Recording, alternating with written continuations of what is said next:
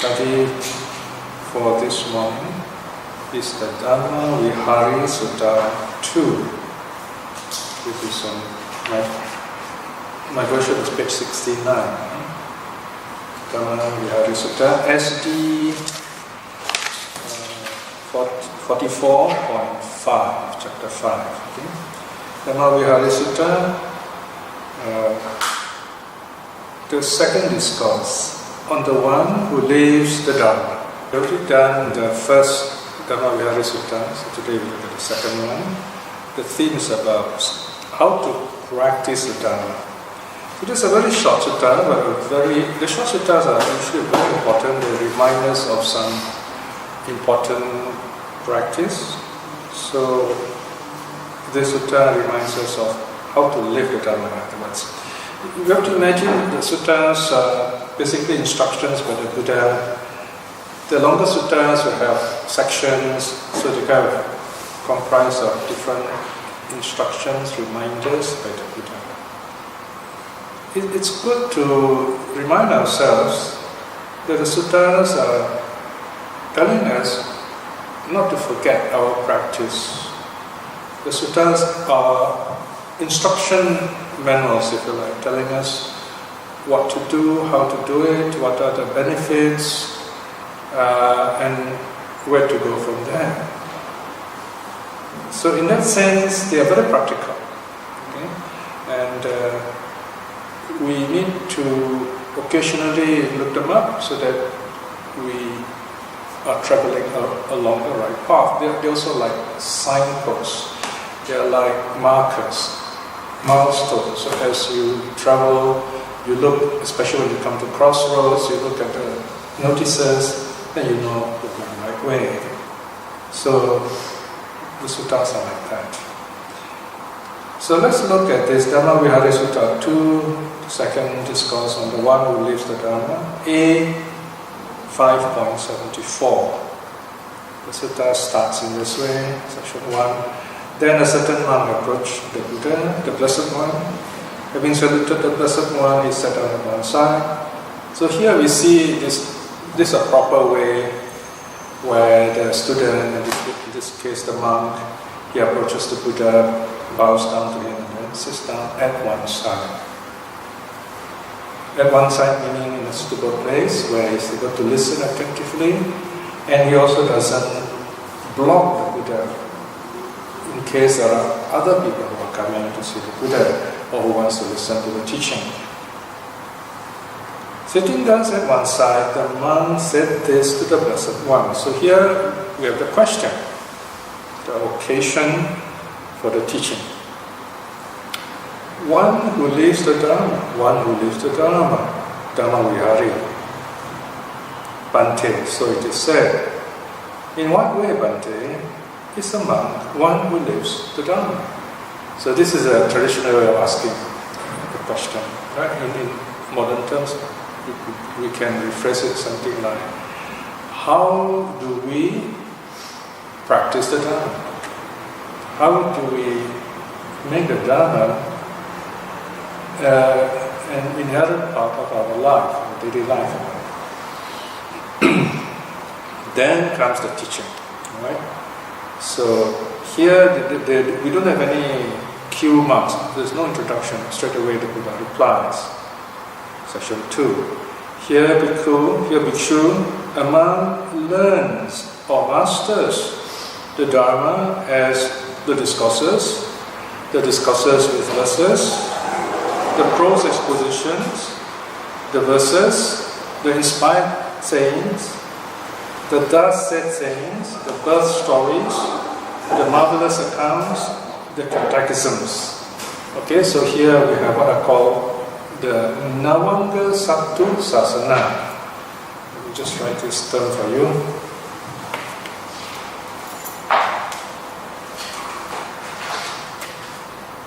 Okay, Nava means 9. Then there's about here. And then you have Anga. Anga means factor or aspect. Sattu means the teacher. And then then sasana is the teaching. So, translated as the 9 factors of the teacher's teaching. The teacher here, of course, is the Buddha. So here we have the Navanga Satu Sasana, the 9-factor teacher's teaching, or the 9 aspects of the Buddha's teaching. Obviously, when you see this kind of list, you have a good idea. This sutta comes from the time when the teachings are well structured. Very likely this would be in the second period. It means definitely after the first 10 years, possibly after the first 20 years. You have 9 kinds of teachings. The first one, of course, the sutta which we're very familiar with, like this one we are studying, so sutta. Sutta, by the way, means thread. So nowadays, as you know, if you go online, social networking, a thread means a line of discussions. So it has the same meaning here, a line of discussion. He does something more, in the sense that this thread is a link going back to the Buddha himself. So we are very fortunate to have this teaching, which goes back to the Buddha's time, if not very close to the Buddha's time. It's not a later teaching, some philosophical idea by some later teacher. It's not a polemical work. This is for our practice. Number 2, the discourses with verses, Geya. Okay, so some of the longer suttas, we find there are also verses in it. Especially chapter 1 of the Samyutta, we have lots of verses. Those, in the case of chapter 1 of the Samyutta, we actually categorize them as number 4, the verses, because they're the only verses. Here we're talking about the suttas, they also have verses. Then number 3 are the Vyakarana, prose expositions. These are where the sutta explains certain important points in some detail.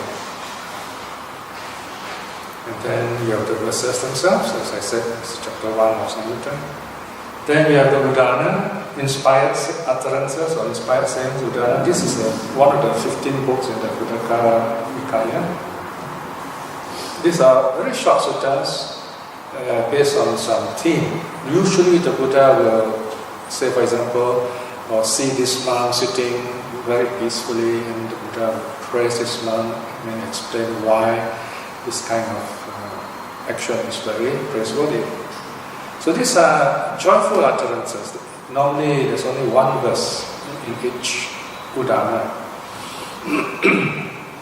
And then you have the thus said sayings, Itivataka. This is unique because this is a set of teachings collected by a woman, an ordinary lay person. She was a hunchback servant or slave, if you like, of Queen Malika. And the queen is unable to leave the palace, so she sends this hunchback Kujutara. Samavati. Samavati. So Samavati sends Kujutara to the Buddha to listen. So every day she was shuttled back and forth with teachings, and until the end she became a stream winner herself. So she compiled all these teachings with her herself. This Itipitaka is very similar in structure to the Udana. Again, you have short teaching and then the verse. Dasa Itipitaka. So it's regarded as a category of teachings by itself. Then you have the birth stories, Jataka. Here again, it's a bit difficult to ascertain what exactly these Jatakas are. Are they actually the commentary stories? Because the commentary stories are quite late. But there are canonical Jataka stories, like the Mahapadana Sutta. Okay? So, and also this Katikara Sutta, for example. These are canonical Jatakas. Basically, Jataka stories are those where the Buddha will say, okay, long ago I was this person, Or the Buddha will tell a story, and at the end of it he will identify, okay, I am this person, or Ananda is that person, and so on. These are stories showing that many of our actions are not just in this life, but they have happened before. We are likely to repeat many of these habits we have. This idea of cyclic behavior is very common in Buddhism. So you find, for example, even when the Buddha is concerned, he's trying to say that, he's the only being right now, he's the only Buddha in this universe, but there are others before him. So you have the mythology of past Buddhas. These past Buddhas are not worshipped because we only have one Buddha. It's like you have a father, see? You have a father, you respect your father. You don't have to respect. I mean, you respect, grandfather, great-grandparents of the past, but you show special respect to this living father. And of course, it would be rather strange if you say, I'm going to disregard my current father, he's dead after all, I'm going to wait for the future father to come. So again, it doesn't make sense. So we don't say I'm going to wait for the future Buddha to come and then I'll practice. How do you know, number one, you will ever meet the future Buddha? Because if you don't practice, you will never meet the future Buddha. And if you do meet the future Buddha, will you be able to practice? Even as a human being, will you have the ability, the maturity, the attentiveness to listen to that future Buddha?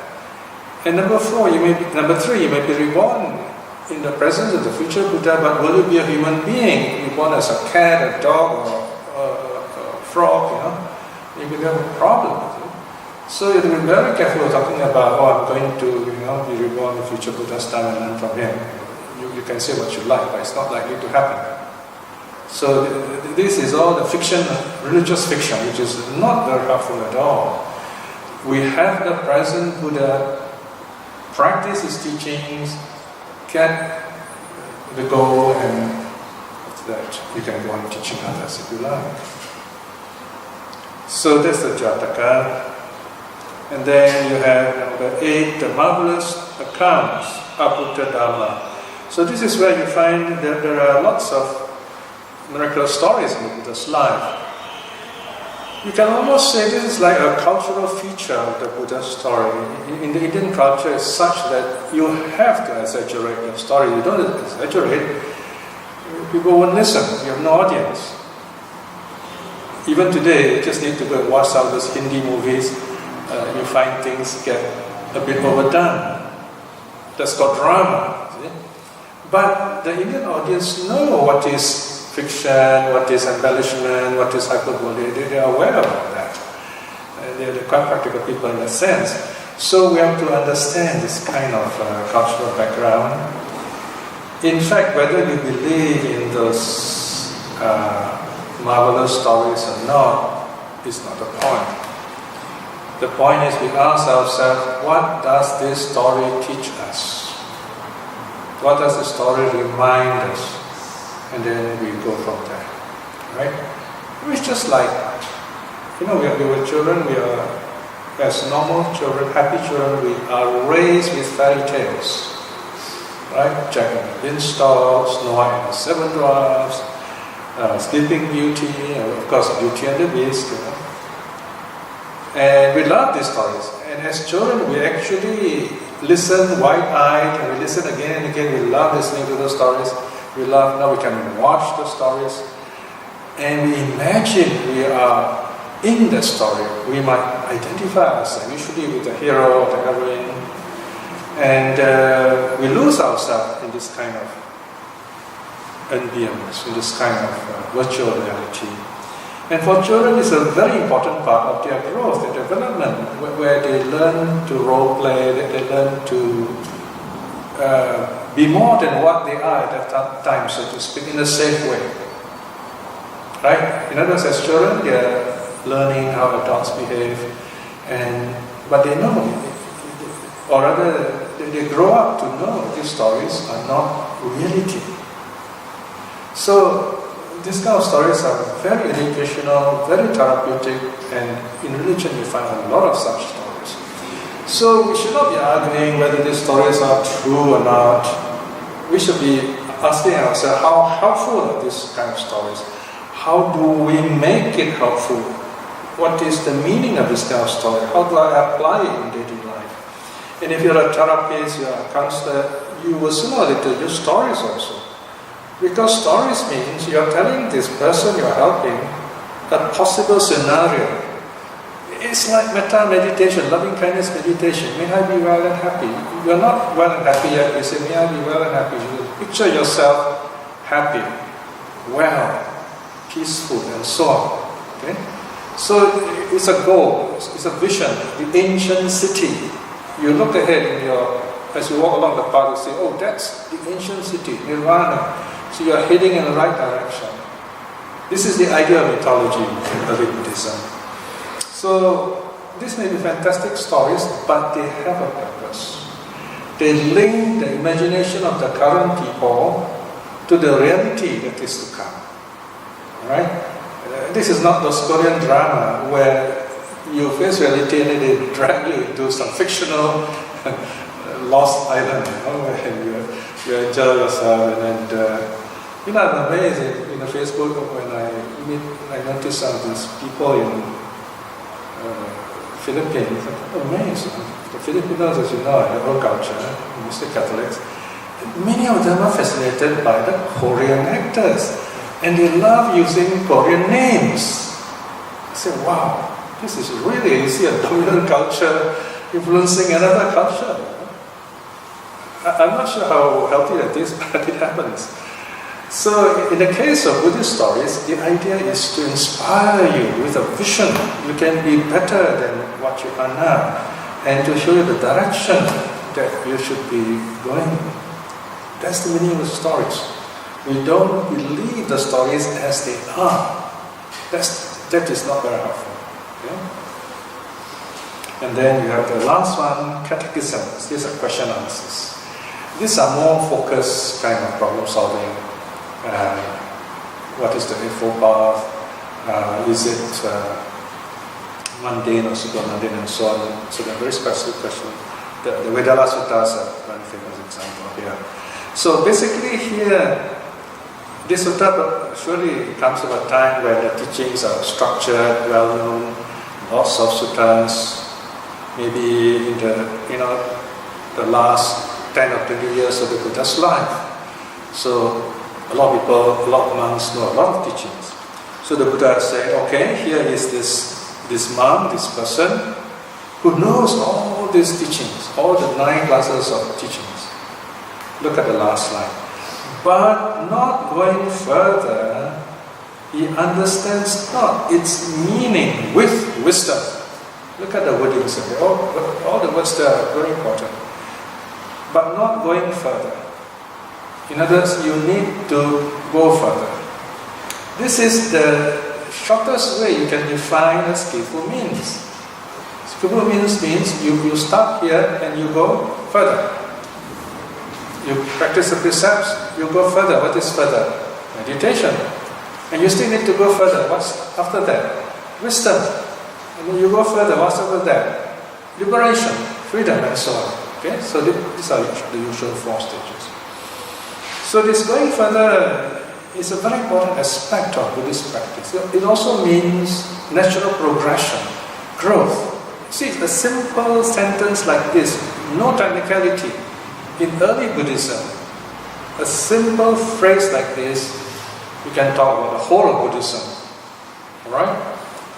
To be technical means you fix the meaning of that word. That's all it means, like in Abhidharma. It's very fixed, it's technical. Very often a teacher will tell you, in the early suttas, most of the words and teachings are non-technical. This is an example of it. Look at the word not going further, you can talk about it in many ways. If a word is technical, then you are stuck with it. You can't talk much about it. But if you're a good teacher, you can use your imagination actually break the technicality and go beyond. It's possible. That's quite tricky. Alright. But this person only knows the teaching, he stops there, doesn't go further. It's not very helpful. We call that a scholar, okay? An academic scholar. He understands not. Okay, this is the next phrase. Doesn't really understand its meaning. Okay, what is the meaning of meaning? One simple way of explaining meaning is value. What value do you see in this teaching? Okay, what's the meaning of life? What value do you put to it? What in life do you see as being of value? Okay, what aspect or how do you see life? That's another way of watching it. Okay, and then notice the word with wisdom is added last. He does not understand it with wisdom. Okay. Now, if you look at meaning here, we also get terms of knowledge. You know more or less life is suffering, first noble truth, right? That's meaning of life. And then you may even know suffering arises from craving, from ignorance. That's knowledge. But if you stop there, it's just knowledge, not very helpful. Okay? So then the third and fourth noble truth teaches us the purpose of life. Purpose means go further. Go further. What do I do next? In Pali, atta. Right? Atta also means go, purpose. So this way, meaning and purpose, we have two aspects of something, right? Or say, form of a truth. So this purpose means you need to go further. That's why early Buddhism is presented as a path. That means you must travel it, you must progress. But the interesting thing here is the path is not out there. You are the path. The path is the journey that you make. So we can go so far as saying the journey is the path. The journey is not the goal. It is the journey itself that makes you wise, that enlightens you, that awakens you. But we have to be very careful about remembering nice words, Zen-like words, and then think, wow, we know everything already. Then go into Facebook and start preaching. Your life must change. You have to see things differently. You, in a sense, become a different person. You go further. You have come out of your cocoon like a chrysalis, a caterpillar. This cocoon is the skin, very thick skin of greed and delusion. It holds you back. And yet, in holding you back, it also forms you. We are born out of lust and love. We are raised with love and also desire. We have expectations from parents, for example, from friends, from religions. So you've got to get out of this cocoon. And it takes time. At the right time, you emerge from the cocoon. If someone comes along and says, okay, I want you to come out fast, I'm going to cut the cocoon, and you can come out now, then you'll deform inside. You know, even the butterfly, you want to have nice wings, you can't fly. So this is the path, like a cocoon. You've got to grow and mature, and then you come out as a beautiful butterfly, then you fly off. That's nirvana. So the path, you have to progress on it. But nowadays what happens? People stop traveling. They create big vehicles, beautiful vehicles. They say, oh, we're going to park here, nice caravan, we're going to stay here. Next things, they build houses, high rises. After that, you find you don't see the path anymore. Right? This is called modern Buddhism. But the ancient road is still there. You can still walk it if you want. So remember this phrase. You must go further. You must continue your journey. And you understand these 9 kinds of teachings with wisdom. Wisdom means it tells you what to do next, where to go, what's going on here, what is the reality of life. So you see, I'm just explaining this last line. There's so much to talk about here. So the Buddha is saying that in this first case, this person, he learns the Dharma, he masters the Dharma, but he does not go further. He does not explore the meaning with wisdom. Then the Buddha continues, this monk bhikshu, which is called one great in learning. Bahula is a new translation. Pariyati bahula. Bahu means a lot. Previously, what is the translation? One intent. Yeah, intent. I think bahula is great, is closer. One great in learning. Great here meaning a lot. Meaning a lot. One great in learning. Pariyati bahula. Not one who lives the Dharma. There you are. It's not a practitioner. This is the academic scholar. Okay, notice the Buddha doesn't say he's a bad guy. Just saying that's what he is. He's great in learning.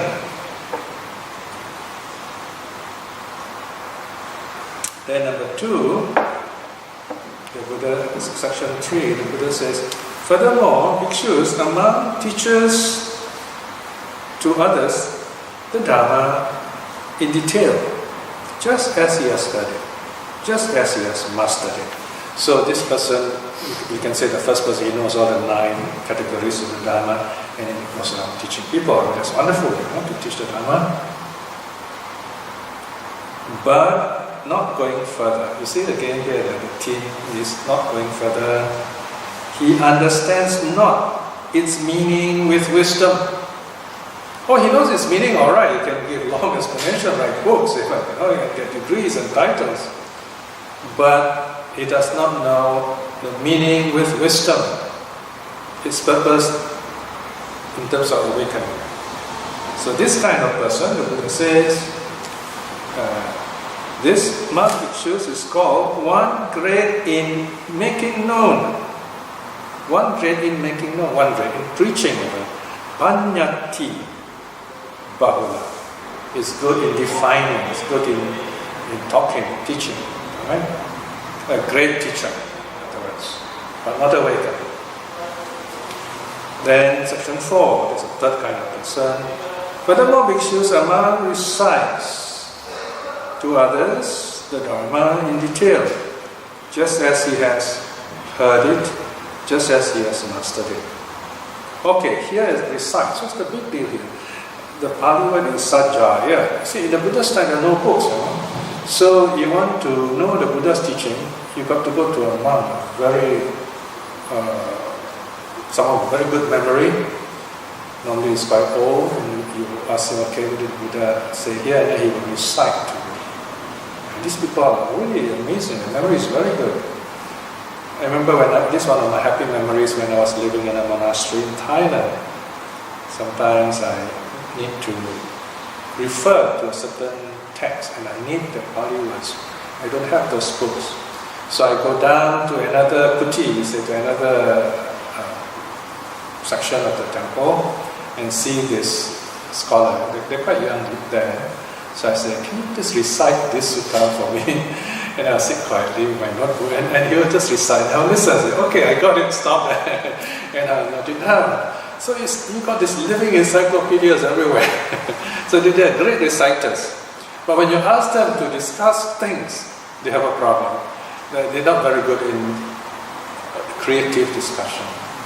So, but they are very good in memorizing all this stuff. And this is how the teachings have been preserved and are done, by memorizing the suttas exactly as they are. If everybody started discussing things in their own way, this is what the Mahayana did, and they were to record the discussions, and we get something else. So this person is very good in reciting, and of course followers will admire him. But the problem is he doesn't practice. Again, very good to recite, but you need to practice so that you become awakened. Otherwise, you won't be awakened and you will forget the teaching, you will lose it, you will be reborn in the lower states. It's not going to make you happy at all. And then the fourth kind of person is the last of the negative people. Section 5. Furthermore, bhikshus among passes the day thinking and pondering in his mind, turning over in his mind the Dharma, just as he has heard it, just as he has mastered it, but not going further. He understands not its meaning with wisdom. This monk bhikshus is called one great in thinking, Vitakka Bahula. Okay? This is the philosopher, if you like.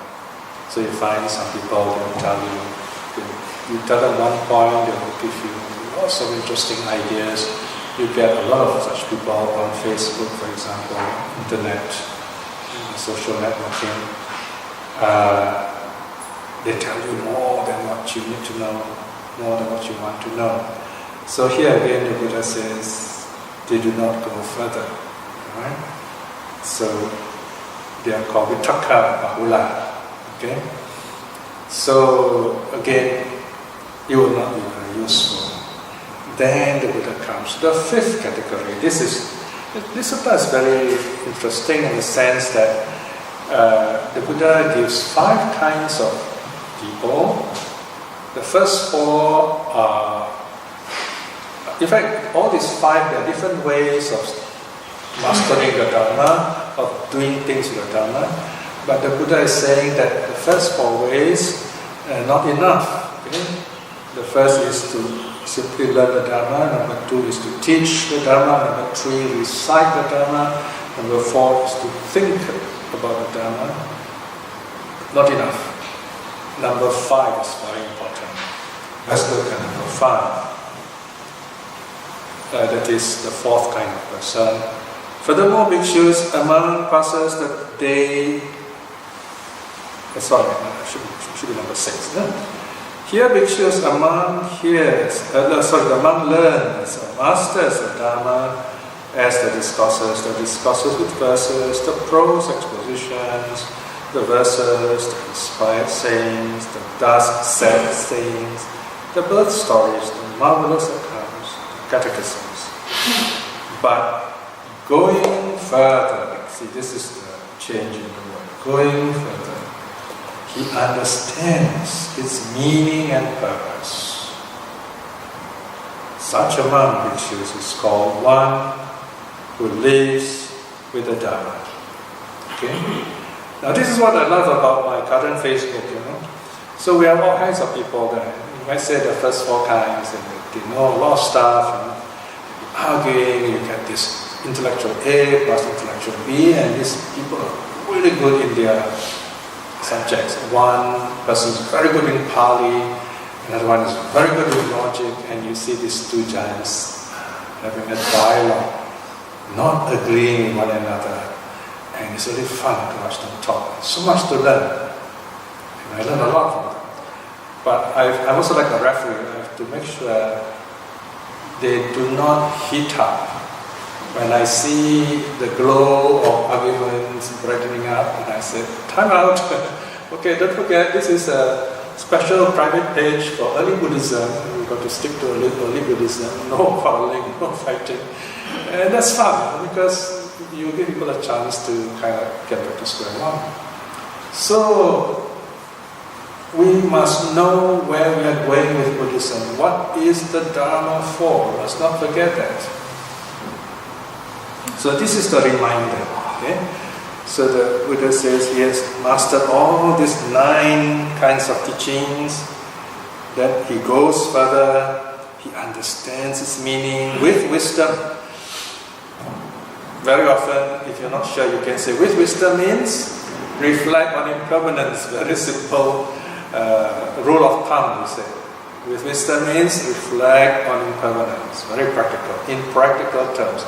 Reflect in terms of impermanence. You want to go further? Reflect in terms of dukkha, suffering. Reflect in terms of non-self, which is more difficult. Finally the Buddha says, such a monk, bhikshu, is called one who lives the Dharma, Dharma Vihari. So the Dharma Vihari, in other words, is one who has all the 5 qualities. He learns the Dharma, he teaches the Dharma, he recites the Dharma, he thinks the Dharma, he's a philosopher also. Most importantly, He lives the Dharma. That means his life is changed by the Dharma, bettered by the Dharma, and he is a living example of what the Dharma can, how the Dharma can benefit us, in other words. Then the sutta comes to a beautiful conclusion. Buddha says, "Thus indeed, bhikshus, have I shown you the one great in learning? Have I shown you the one great in making known?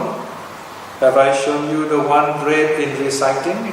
Have I shown you the one great in thinking? Have I shown you the one great in living in Dharma?" So I've given you these teachings. This is the Buddha's reminder to you and I right now. It's not just you listen to it and then you forget about it. Even you, as you watch this video, and I'm already dead by the time you're listening to me, and here I am still talking for eternity. But the reminder is there, telling you, this is what the Buddha reminds you, bhikshus, whatever teacher should do out of compassion for the good of disciples, for the sake of their welfare, it has been done to you by me. So basically the Buddha said, what a teacher has to do, I have done. I have taught you. These bhikshus are the fruit of trees. These are empty spots. Meditate, bhikshus. Be not heedless. Regret not later. This is our instruction to you. Our instruction, meaning all the Buddhas give the same instructions. The three teachers who follow the Buddha will give the same instructions. Why do we study suttas? Yes, we have all these 5 things to do, 9 types of teachings. They are to help us understand ourselves, understand our minds, so that we can let go of our worldliness, and we sit calm and peaceful, and we see the path before us, and we walk that path, and we become awakened just like the Buddha and the Arahats of the past. That is the purpose of the Dharma. That's the meaning of this one word, meditate, jayata, Pali. So there you are, a really beautiful reminder on the purpose of the Dharma. Okay, we've finished our reflections. Any questions? So now that we end here, let us close with a short reflection. We have finished another sutta on this very wonderful, peaceful Sunday. These are moments we should cherish, we should rejoice. Very peaceful. We don't always get this kind of situation where our good karma ripen and we're able to listen to the Dharma, listen to the suttas, reflect on them, and go on with our practice. Never take this moment for granted. The next thing is to use these things we have learned to build up our inner peace, so that we are strengthened, so that we wise up, and wherever we go, whatever we do, we know what to do, and we are always learning something that betters us, that wises us up, so that we go on to be free from suffering and also benefit others. Reflecting in this way is wonderful good karma. By the power of such karma, may we be blessed with the courage and wisdom to aspire to string winning in this life itself. By the same token, by the power of the three jewels, may all those whom we care for and love be well and happy. May all those who are practicing the Dharma quickly awaken to true reality and liberation. May everyone here in this place to be well and happy. And also let us send out our loving kindness to all those who are seeking the Dharma with difficulties, finding the true teaching. May they discover awakening and happiness in this life itself. May all beings be well and happy. Sadhu, sadhu, sadhu.